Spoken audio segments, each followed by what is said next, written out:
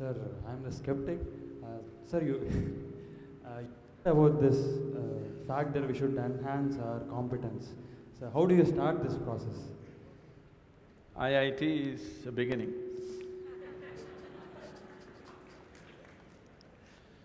So, what are you skeptical about? You don't believe competence will work in this world, is it? Corruption is also a certain kind of competence, anyway.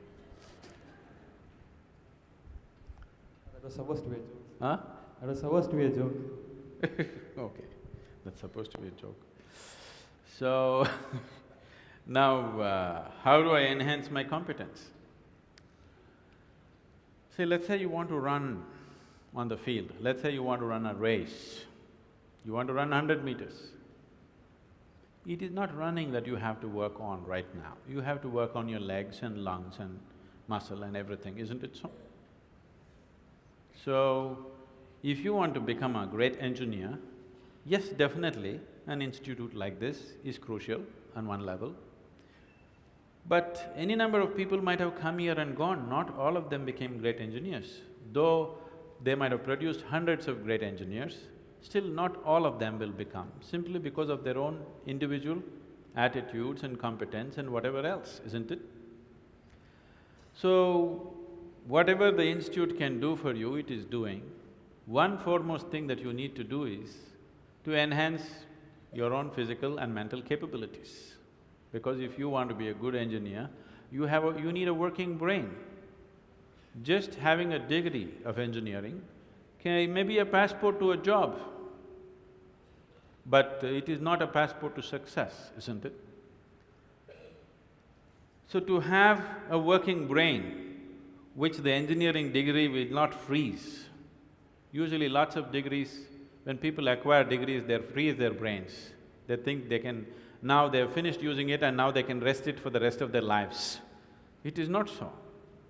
This is only to enhance your capability. This is just an organized effort. A school, a college, an institute is just an organized effort towards that, because each individual cannot craft it for himself. That is why an institution. Otherwise, an institution has no other purpose. It is here to just organize that possibility of you striving to be of a certain competence. But that is a mass application. But as an individual, your most important thing is you as a human being, you are functioning at the fullest level. If that has to happen, there are other dimensions which one needs to explore. Unfortunately, though these sciences and technologies for inner well-being have been the mainstay of this culture for thousands of years, today we are largely losing it for various reasons, because we want to imitate somebody else. We don't want to imitate our grandfather Topiwala anymore. We want to imitate the hat seller from another country. Because of that, we are losing those things, but we should not. We have to bring it back into our lives. This is very much a part of the way the culture itself is structured, that it is all about the human being.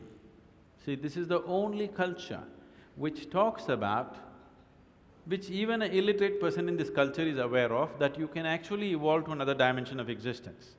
Even if I go into a village and talk to an illiterate peasant who has not read anything, who doesn't know anything, who's not heard any of this stuff, even to him if I go, he will not ask me, give me a golden horse or something, he'll say, "Enakku mukti venum Swami." He's saying he wants ultimate liberation. Where did this fellow get this? Nowhere else on the planet this is possible. Nowhere else on this planet is it possible that an illiterate person is thinking that he can break his present dimension of existence and go to another place, whatever that place is. So, this was bred into our culture so deep, we should not lose it. It was not just the idea, there are technologies to become free. If you became free from the process of your body and the process of your mind, if you can sit outside of it and work it, you would work it brilliantly, do you understand? You would be able to use this body and use this mind only when you are able to not treat it as myself.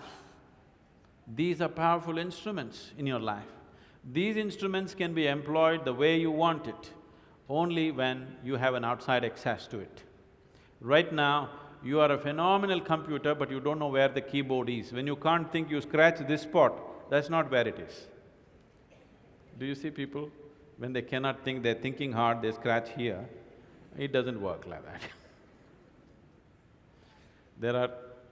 There are proper steps that one can take. It could be offered here if everybody is willing for that.